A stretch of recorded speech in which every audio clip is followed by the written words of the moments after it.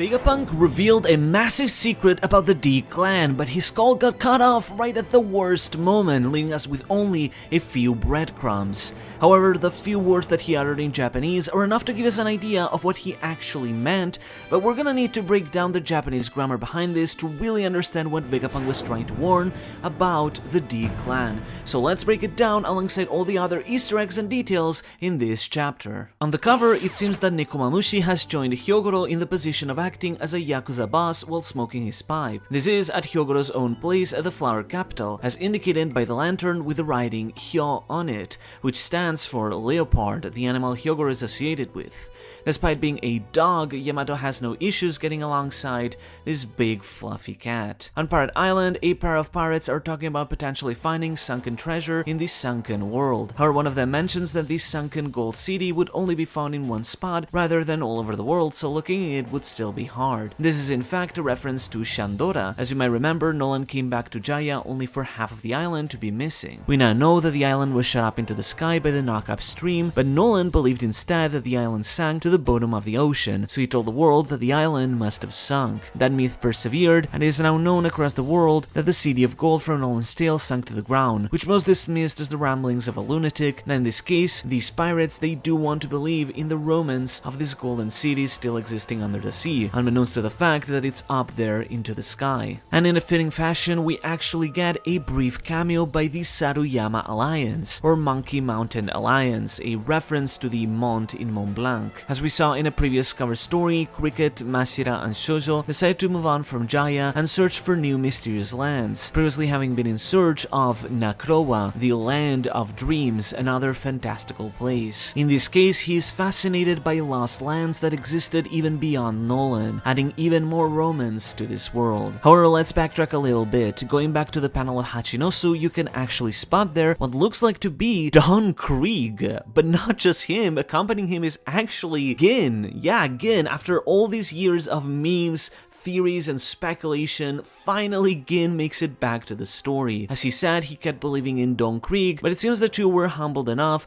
to actually take strengthening themselves seriously and actually made it all the way to the new world. Krieg himself now appears to have longer hair and generally looks a lot tougher and more respectable than the delusional man he once was. At the same time though, it doesn't stop there, because opposite to them is what appears to be Pearl, the other member of the Krieg pirates who covered himself in this iconic massive steel plating, who has seemingly made it all the way to the new world with them as well. We then cut to the General Hospital at GS, which is a marine base that is likely meant to be Grand Line Base Sword or something like that, in this case serving to heal the injured Sword members, unlike the other number G bases. Them having reached it in less than a day would indicate it's not that far from the Egghead Hachinosu area. It's quite a massive base, as comparing it to the size of battleships surrounding the island, which we now know are about 60 meters wide. The base itself is about twice that size, making it at least about a couple hundred meters tall. Atop it is of course the symbol of the Marines, being the seagull. Within the medical bay of the base, Kobe, Hibari, and Helmeppo are recovering, alongside Prince Grus, Kujaku, and a surprise cameo by Pandaman. Their medical shirts are all also branded with the term Marine. Shockingly enough though, Death Drake also makes his appearance. Last we knew of him, he was pretty fatally wounded on Onigashima and passed out next to Hawkins, with Prince Grus mentioning as late as almost an entire month later that they still couldn't get in contact with him. We assumed he was dead, but of course I suppose that miraculously somehow Drake managed to pull himself together, survive, escape Wano, and then sail all the way to GS to receive further care. Either he got help from the Straw Hats but that was completely off screen, or he really pulled this off all on his own. Even if it's yet another case of characters refusing to die in one piece, it's at least impressive he's made it this far. And as a small detail, you can spot the Denden Mushi on the side having the same sideburns that he has. Meanwhile, Smoker, who had been separated from Tashigi, who went to Hachinosu with Garb, is now trying to reunite with her, asking her where she is and going after her at GS. He is crossing the sea by riding on the Billware bike, his special smoke-powered bike that he first used all the way back in Lockdown. Meanwhile, at a certain town of particularly European architecture, Vegapunk continues his speech. Well, my words have been a bit fragmented, but if I added any more, I would just be delving into speculation.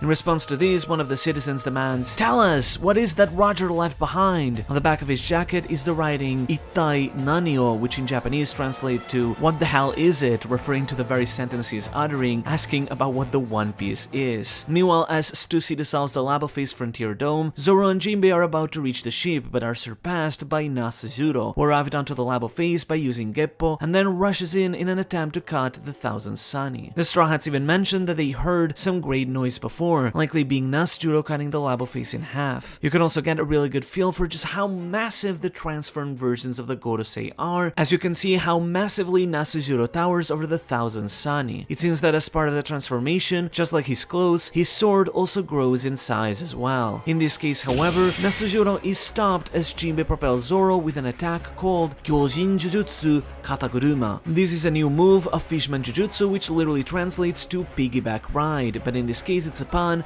as the kanji used for this term reads as shoulder car, as Jinbei is literally throwing Zoro with an over-the-shoulder throw. Zoro then follows up with a Nitoryu or two-sword style move called Gokuraku Anyo Rashomon. This is an enhanced version of Rashomon, a move that he originally used in the sea train to cut the train cars in half to open a path. Rashomon refers to the city gates that would allow entrance to great old cities like Kyoto, and are thus meant to create a path forward. In the case of the sea train, Zoro was opening the path for them to continue, and in this case you could argue Zoro is opening up a path for them to escape. The additional preface here, however, furthers a deeper joke. Gokuraku refers to heaven, paradise, whereas Anyo refers to providing a place for the elderly. So in other words, Gokuraku Anyo means providing the elderly with eternal rest in heaven, which combined with the gate of Rashomon can be interpreted as Zoro literally opening the gates of heaven for Zoro. This is not only a fitting jab at Zoro that he is so elderly that Zoro is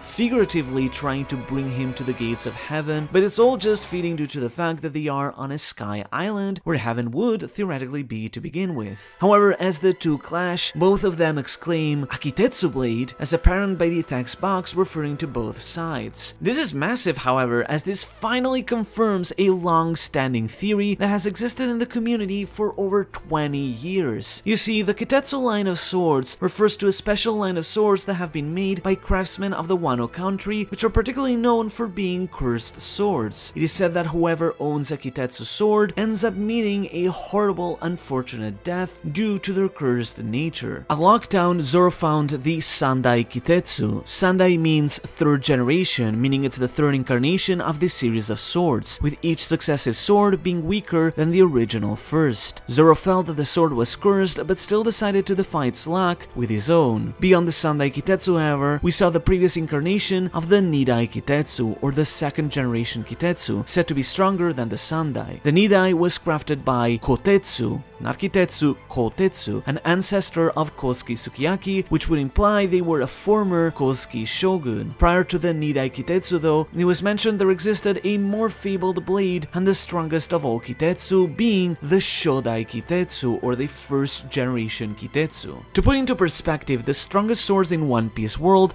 are classified into the Meito grading system, which is a system of grading swords inspired by a real-life Meito metric that was used in older Japan, that classifies the greatest blades in the world. Beyond the Wazamono, or sharpened blades, of which there are an unspecified amount, the greatest swords can be further classified into three categories. There are 50 Ryo Wazamono, or well-sharpened blades, 21 O Wazamono, or greatly sharpened blades, and 12 Saijo O Wazamono, the best sharpened blades. Zoro's Sandai Kitetsu does not qualify for these three higher grades, instead being classified as part of the simpler Wazamono generic grade, but is still considered a Meito graded blade. On the other hand, the Nidai Kitetsu is considered part of the 21 Owazamono, but the most special is the Shodai Kitetsu, which is in the top 12 Saijo Owazamono. This puts it on the same level as Mihawk's Yoru, Whitebeard's Murakumogiri, and Roger's Ace, the best swords ever made. However, keep in mind, if a blade is further strengthened by becoming a Kokuto or a black blade, then it's possible that it can rise in Meito grade. But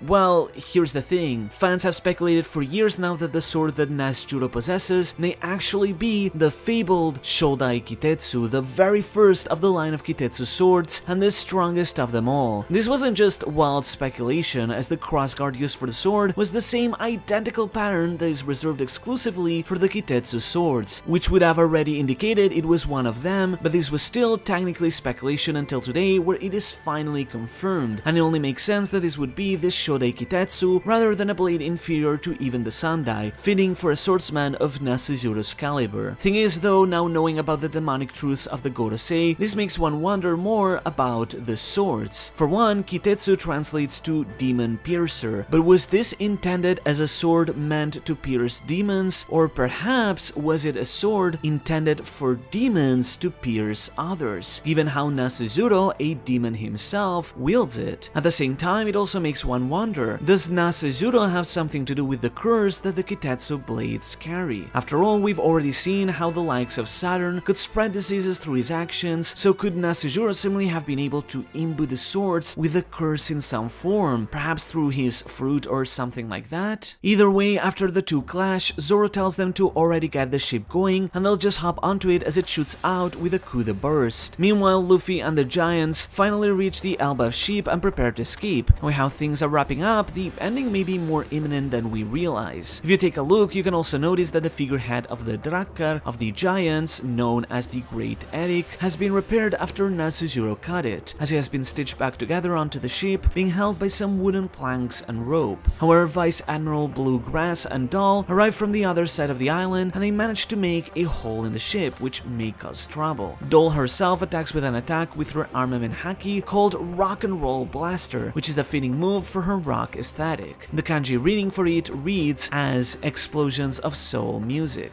As Vegapunk's main message comes to an end, before we read his last closing words, let's quickly summarize so far everything that his speech has confirmed for the series. 1. Nika and Joy Boy are indeed not the same. The former is a mythical figure, the latter was a real pirate. 2. Joy Boy was a former user of the mythical Nika fruit, and he awakened the fruit, allowing him to be just as stretchy as Nika. 3. Joy Boy originated from the ancient kingdom. 4. Joy Boy was considered the first pirate. 5. Imu has the final ancient weapon aside from Pluton and Poseidon, which would have to be Uranus. 6. The world sunk under the water by 200 meters after an ancient weapon was used continuously. 7. Joy Boy's defeat marked the end of the Void Century around 800 years ago. And 8. Imu's ultimate plan at present is to completely sink the world under the sea in, as the Gorosei put it, a great cleansing. All the Gorosei, aside from Nasuzuro who is above, quickly gather around the Iron Giant in an attempt to close the transmission. We see yet another country of Eastern appearance reacting to Vegapunk's words. Given the tall peaks and the architecture, it's possible this may be the Kano country, the country from where Donsai of the Straw Hat Grand Fleet originates, which is inspired by real-life Korea, known as the Kan country in Japanese. Focusing on Vegapunk's message though, in his final words, he mentions, "And one last thing,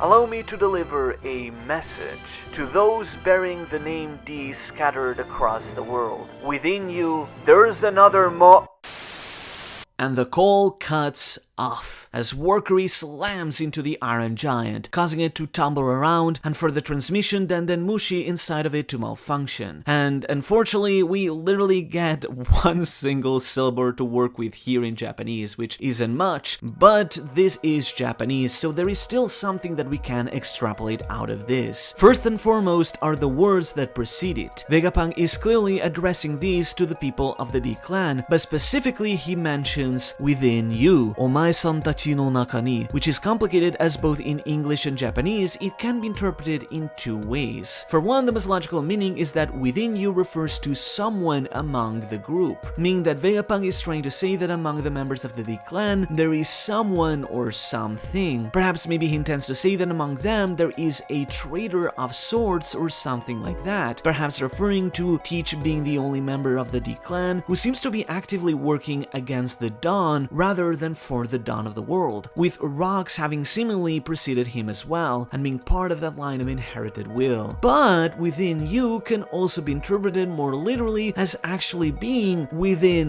them, as in within each of the bodies of the members of the D clan. The Japanese word here is naka, which literally means in the middle of, or inside of, so it could actually refer to the members of the D clan possessing something inside them, whether it's some power, will, or other thing. Vegapunk follows this in Japanese with a single character, mo. In this case, mo is written on its own as hiragana, meaning that it's not trying to be an English-sounding word, as that would likely use katakana, and it doesn't seem to be part of a larger word, as that would usually be written with kanji, though it could be due to being cut off. Instead, on its own, generally the character mo often serves as a particle, which in this case indicates aggregation, there being something more, another. It varies by the context, but in English it is often translated as to, or else, or another. As a basic example, I can say watashi mo iku, or I'm also going. Watashi is me, iku is to go, so mo here can mean also, I'm also going. So in this case, Vegapunk's words could mean within you is also a, or within you is another something something. So the possible readings here are either one, the most obvious interpretation being that Vegapunk is saying that among the D clan there is another. As we mentioned, this first reading could be read as perhaps there being an additional traitor within them, or something else that stands out. But if we go by the second reading though, we could take it